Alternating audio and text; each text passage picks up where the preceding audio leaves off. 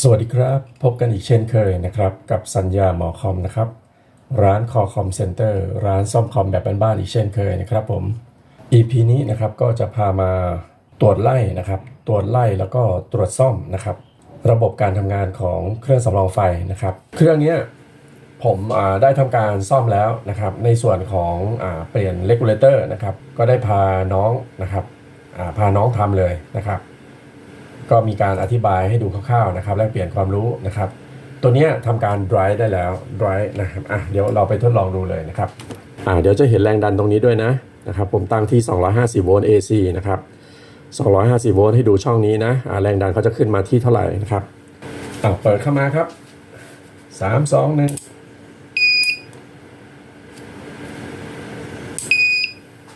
ใช้งานได้นะครับใช้งานได้แรงดันดีครับแรงดันขึ้นมา200เลยนะครับ220นะครับเดี๋ยวผมให้ดูนะตอนที่ใช้โหลดนะครับอันนั้นคือหลอดไฟนะครับตอนที่ใช้โหลดเนี่ยแรงดันขึ้นมา220เดี๋ยวผมปิดนะครับจากนั้นผมลองไม่ใช้โหลดครับเขาจะมีระบบฉลาดของเขาอยู่นะใครดูนะเครื่องนี้นะครับ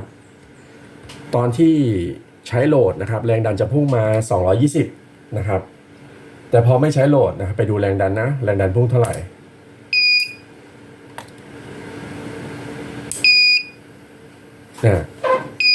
สังเกตว่าตอนเราไม่ได้ใช้โหลดนะครับหมายถึงว่า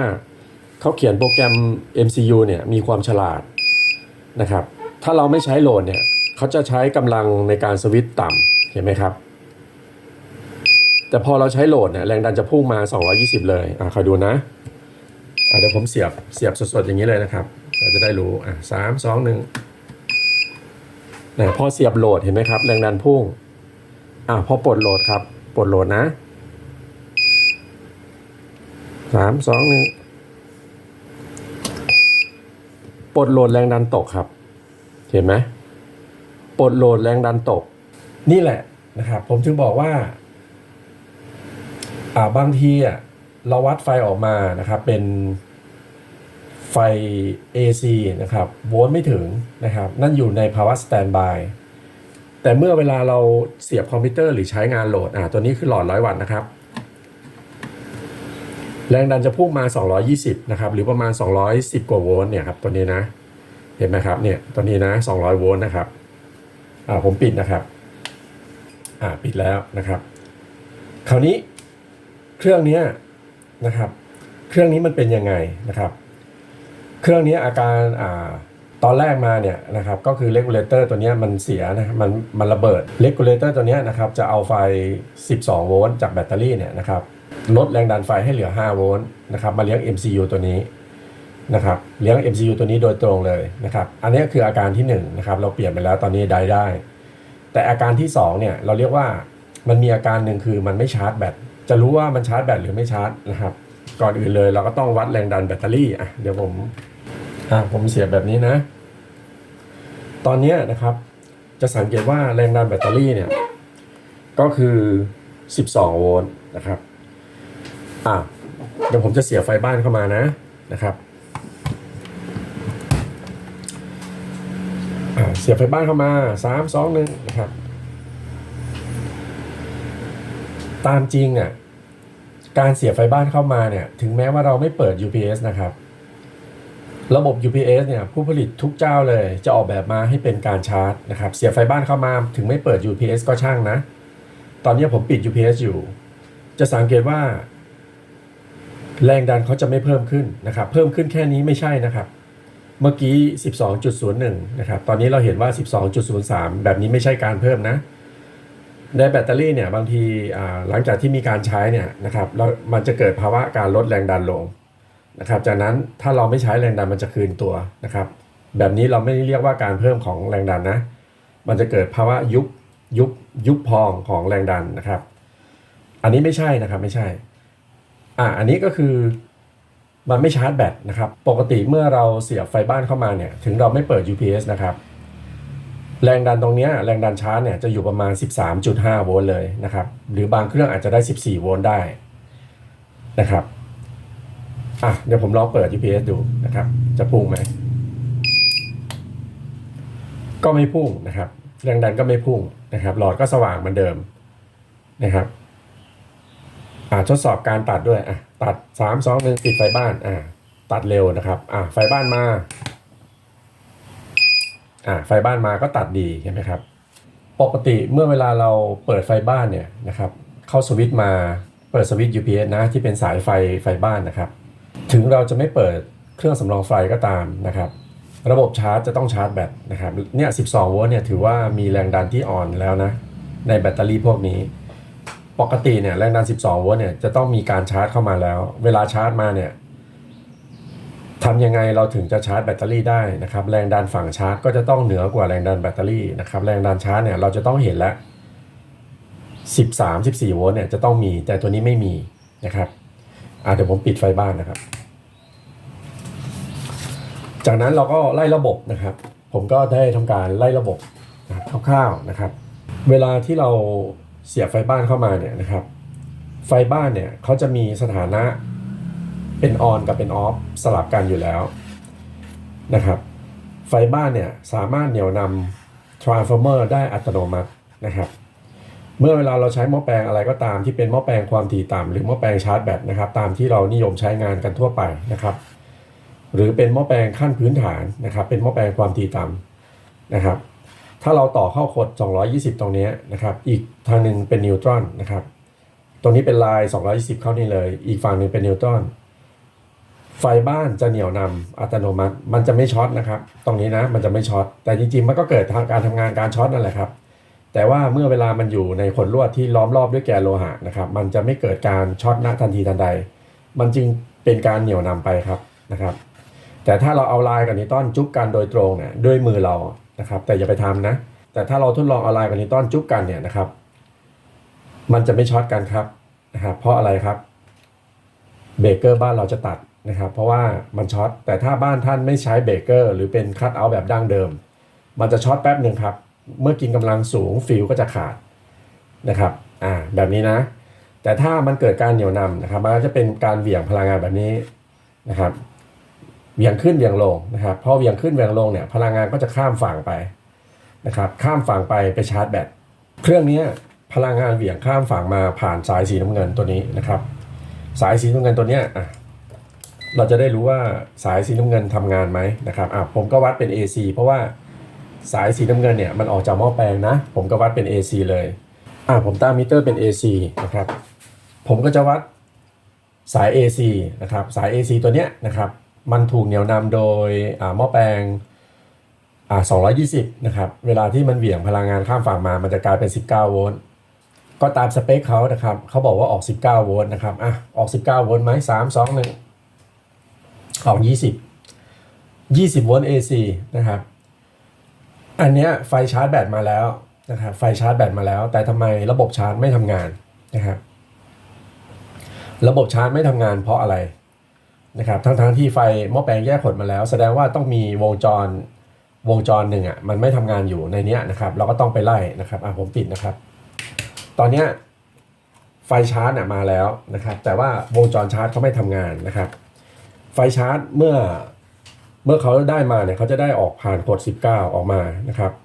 กด19ก็จะออกผ่าน rectifier diode นะครับเป็นขั้วบวกขั้วลบมาเก็บที่ไว้ตัวเก็บประจุตัวนี้วัดดูพวกนี้ไม่ช็อตไม่อะไรเลยนะจากนั้นเขาจะมาเข้า LM317 นะครับหรือ L317 นะครับจะเป็น regulator ที่ลดแรงดันไฟนะครับหรือ adjust ไฟนะครับชุดหนึ่งเนี่ย regulator ขาออกเนี่ยจะวิ่งเข้าไปเลี้ยง L7805 นะครับที่เราได้เปลี่ยนไปที่มันระเบิดนะมันก็จะวิ่งเข้าไป MCU นะครับตรงนี้แก้ไขแล้วทำงานได้ดีแต่จะมีปัญหาเรื่องชาร์จแบตนะครับคราวนี้มันก็จะมีไฟอีกตัวหนึ่งครับก็คือผ่านสายแดงตัวนี้ครับนะครับสายแดงตัวนี้จะออกจาก regulator VOUT regulator เลยจะออกจากสายแดงนะครับสายแดงจะออกจาก regulator หรือออกผ่านไดโอดนี่แหละวิ่งเข้าแบตเตอรี่ก็คือขั้วนี้จังหวะนี้แหละนะครับเครื่องนี้เขาใช้ L317 ในการชาร์จแบตเตอรี่ก็เข้าสูตรเราเลยเข้าทางเลยที่เราศึกษาเรื่อง regulator มานะครับregulator นะครับตัวใหญ่ๆเบิ่มๆสามารถชาร์จแบตเตอรี่ได้1 แอมป์นะครับเอาพุทที่เขาทำได้นะครับ L317 1 แอมป์ก็เหลือเฟือแล้วเมื่อเวลามันชาร์จกลับเนี่ยถามว่า L317 มีกำลังในการชาร์จแบตเตอรี่ถึงขนาดนั้นไหมชาร์จได้นะครับเพราะว่าใช้เวลาไม่นานนะครับ กระแส1แอมป์เนี่ยก็เพียงพอกับการชาร์จแบตเตอรี่ตะกั่วกดแล้วนะครับ1แอมป์สมมุติว่าตอนที่มันใช้งานมันใช้ไป2แอมป์นะครับถ้าเกิดว่ามันชาร์จกลับก็อาจจะใช้เวลาประมาณ 2-3 ชั่วโมงในการชาร์จใช้ LM317 ก็ได้นะครับคราวนี้เราก็ไล่ต่อนะครับขาเข้า L7805 นะครับผมวัดตรงขาเข้า L7805 เลยนะครับก็จะเป็นแรงดัน regulator ที่มัน V out มาจาก L317 นะนะครับก็ขา V out เนี่ย V out ของ L317 เนี่ยมันก็เป็นขา V in ของ L7805 นะครับแล้วก็วัดที่ L7805 ก็ได้เพราะว่า L317 มันอยู่อีกด้าน L7805 เนี่ยไฟยังไม่มานะครับ3 2 1เปิดมานะครับพอเปิดมาก็มีไฟนะครับมีไฟแต่ไฟมาไม่เยอะนะครับมีไฟแต่ไฟมาไม่เยอะ adjust มันไม่ทำงานนะครับยังไม่มีการเปิดมันก็เลยไม่ทำงานนะครับทำไมมันถึงจะทำงานนะครับเนี่ยครับตอนนี้มันจะมีต่อ H กับ CH อยู่นะครับอยู่ด้านข้างตรงนี้นะตรงนี้นะครับเนี่ยตรงนี้มันจะมีจัมเปอร์อยู่นะครับแล้วก็จะเขียนว่า H CH แล้วก็ L นะครับผมไล่ระบบดูนะครับมันจะเป็นแบบนี้นะครับ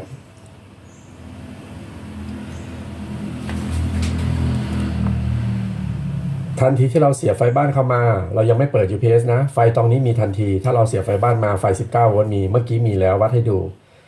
วัดเข้ามาปั๊บนะครับมันมาติดอยู่ที่ L317 ตัวเดียวนะครับ L317 เนี่ยจะเป็นคนผลิต V out ให้ V out ให้แบตเตอรี่มันจะมีอยู่สายหนึ่งนะครับจะไปแบตเตอรี่เลยนะครับต่อจาก V out เลยไปแบตเตอรี่เลยนะครับจังหวะเนี้ยเราจะต้องมีการชาร์จนะครับการชาร์จเนี่ยนะครับ L317 เนี่ยจะทำไฟ V out ออกได้เนี่ยขา adjust เนี่ยกระแสก็จะต้องไหลกระแสต้องมีการไหลแต่ตรงนี้เราจะสังเกตว่าวงจรเนี้ยพอต่อไฟเข้ามาเนี่ยสังเกตว่ามันถูกค่อมด้วยตัวต้านทาน300 โอห์มนะครับ 1.2K 47K แล้วก็ 2K ผ่านตัวต้านทานพวกนี้กระแสไหลน้อยนะครับกระแสไหลออกน้อยเนี่ยมันก็เลยออกไม่มากเขาก็เลยสร้างจัมเปอร์มาให้เรานะครับผมเข้าใจว่าถ้าเราจัมเปอร์ตรงเนี้ย S กับ CH เนี่ยมันจะกลายเป็นhigh charge นะครับ high charge กับถ้าเราCH กับ low เนี่ยจะกลายเป็น low charge low charge ก็คือค่อยๆชาร์จแต่ถ้า high charge จะชาร์จเร็วนะครับชาร์จเร็วกับชาร์จช้าเดี๋ยวผมจะลองนะครับCHA นะครับข้ามมา L นะครับพอเราCHA ข้ามมา L เนี่ย L มันต่ออยู่กับขากราวอยู่นะครับก็จะทำให้แรงดันตรงนี้ลงกราวเลยตรงเลยก็จะทำให้กระแสไหล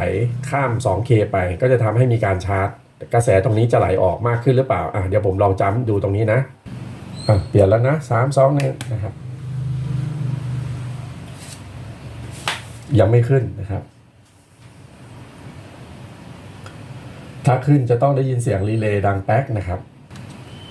แล้วเราเปิดไฟเข้ามานะครับเปิดไฟข้างหน้าจากนั้นเปิดตัว UPS นะครับ3 2 1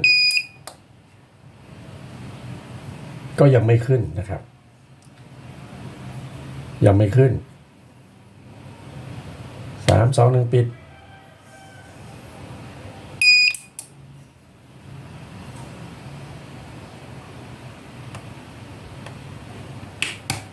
โอเคนะครับผมว่า regulator น่าจะเสียครับ L317 นะ L317 น่าจะเสีย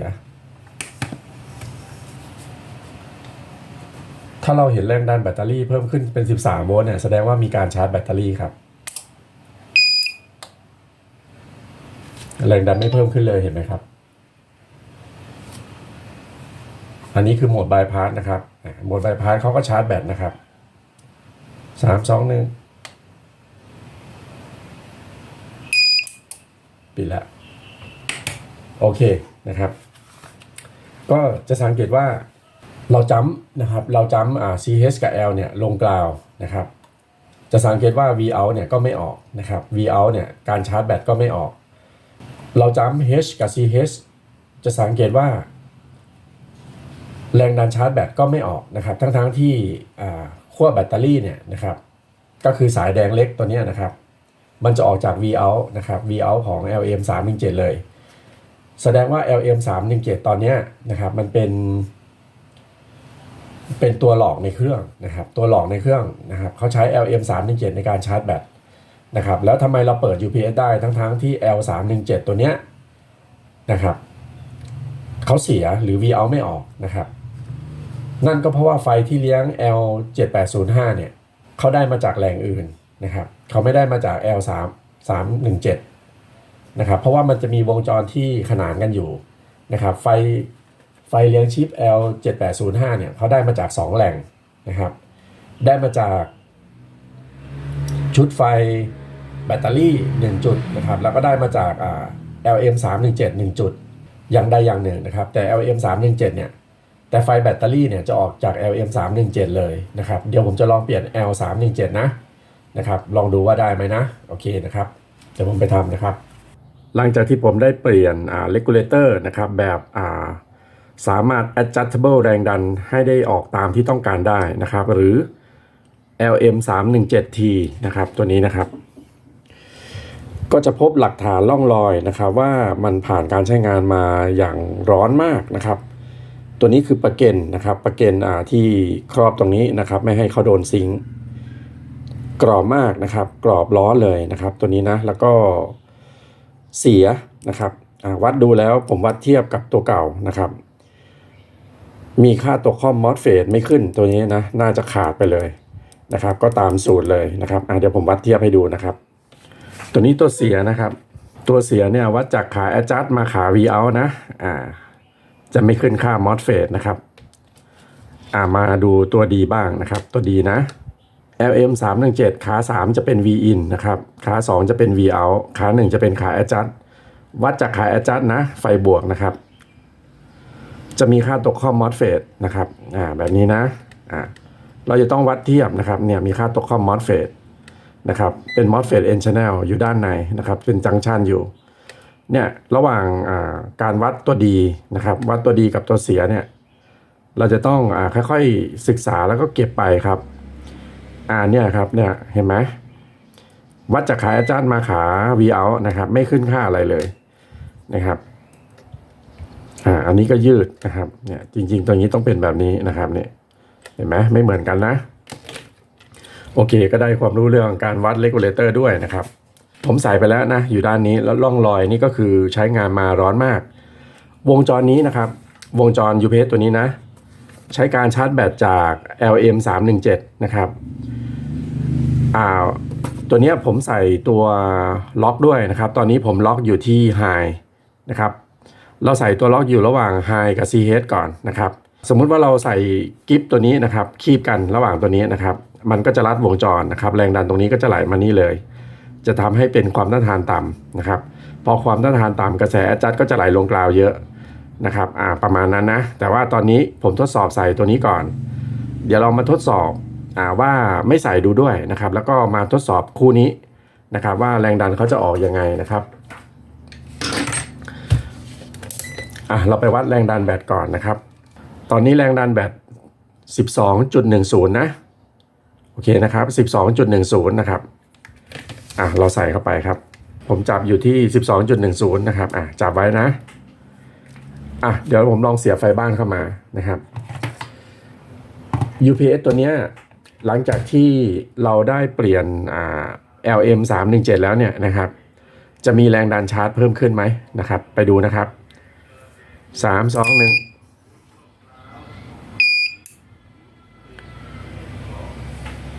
แรงดันชาร์จยังไม่เพิ่มขึ้นนะครับแต่ว่าก็ดูเหมือนมีกระดิก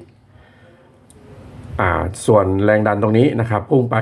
220นะครับหรือ230ตอนนี้คือเครื่องมันเปิดนะครับเพราะว่าเหมือนกับว่ามันเพิ่งได้ LM317 ไประบบจ่ายไฟมันดีครับมันก็เลยวิ่งในระบบตอนนี้ผมปิดนะผมจะปิด UPS นะครับปิดแล้วเรามาดูพฤติกรรมเขานะครับว่าแรงดันเขาจะเพิ่มขึ้นไหม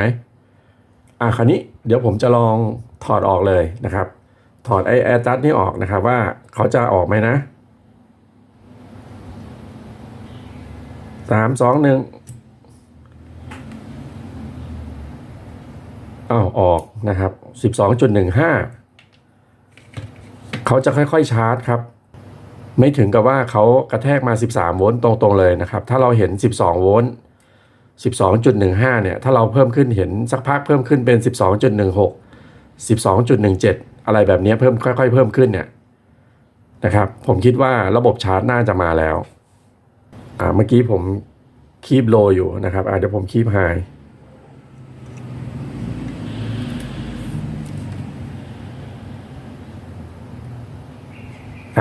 เพิ่มขึ้นนะมีเพิ่มนะครับนี่มีเพิ่มนะครับใกล้ๆเพิ่มขึ้นนะครับค่อยๆเพิ่มขึ้นโอ้ระบบชาร์จเขาชาญฉลาดมากนะครับเหมือนเขาค่อยๆ adjust ตัว LM317T นะครับเดี๋ยวเราไปดูกันนะครับขา adjust LM317T เนี่ยนะครับ adjust เนี่ยมันจะมีชุดควบคุมอยู่ตัวหนึ่งนะครับที่มาจาก MCU ตรงนี้นะผมไม่ได้ไล่ต่อนะครับมันมาจากทรานซิสเตอร์ตัวนี้ทรานซิสเตอร์ตัวนี้จะทำการไดตัวนี้ลงนะครับรีเลย์ตรงนี้ก็จะต่อนะครับรีเลย์ไหลครบกาวผมว่าตรงนี้น่าจะมีความเกี่ยวพันกันด้วยนะครับหลังจากที่เราเปลี่ยน L317T ดีแล้วเนี่ยนะครับระบบชาร์จเขาก็กลับมาตอนนี้16แล้วเขาจะเพิ่มขึ้นไหมนะครับเพิ่มขึ้นอีกนานไหมเดี๋ยวเราดูครับผมว่าคนเขียนโปรแกรมตัวนี้เขียนระบบชาร์จมาได้ดีมากเครื่องนี้เขาถึงได้ทนไงครับเขาจะค่อยๆชาร์จครับใครดูนะผมว่าคนเขียน MCU เครื่องนี้มีการค่อยๆชาร์จเขาจะไม่กระทุ้ง13โวลต์เข้ามาเป๊ะๆนะครับเขาจะไม่กระทุ้ง13โวลต์เข้ามาเราดูนะถ้าเพิ่มเป็น12.17เนี่ยถือว่าใช้ได้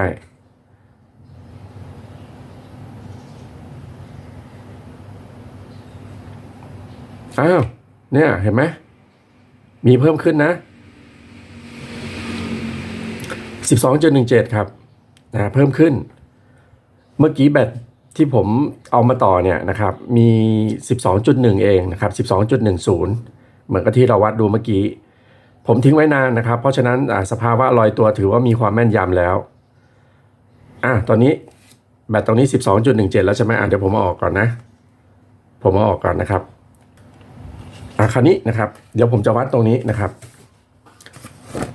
เมื่อสักพักนะครับถ้าใครดูมาตั้งแต่ต้นคลิปนะโดยไม่รีดูนะก็จะมีความเข้าใจอยู่ถูกไหมเมื่อกี้นะครับเราวัดไฟอยู่ที่หน้าขา L7805 นะครับ L7805 เนี่ยจะไม่มีไฟนะครับ L7805 จะมีไฟตอนที่กดเปิดอย่างเดียวนะครับตอนที่ยังไม่เปลี่ยน L317 นะ L7805 เนี่ยเขาจะได้ไฟมาจาก2แหล่งนะครับทันทีที่กดสวิตช์ไฟก็จะมาป้อนไฟ12โวลต์ก็จะมาจากแหล่งอื่นมาป้อนให้ LM7805 นะครับจากนั้น MCU ก็ทำงานก็เปิดเครื่องได้อันนั้นก็อีกระบบหนึ่งแต่พอหลังจากที่เราปิดแล้วใช่ไหมไฟ L7805 เนี่ยนะครับไฟขาเข้า L7805 Vin เนี่ยจะหายไปนะครับแต่จริงๆมันจะต้องมีนะครับเพราะว่าขา Vin นะครับของ L7805 เนี่ยได้ไฟมาจาก L317 นะครับทันทีที่เราเสียบไฟบ้านเข้ามาเนี่ยไฟจะออกเลย19โวลต์จากนั้นก็จะผ่าน Bridge Diode Rectifier แรงดันตรงนี้จะเพิ่มขึ้นตามสูตร Bridge Diode Rectifier นะครับ19โวลต์ AC นะครับ Bridge Diode Rectifier แล้วกลายเป็นประมาณสัก24-25โวลต์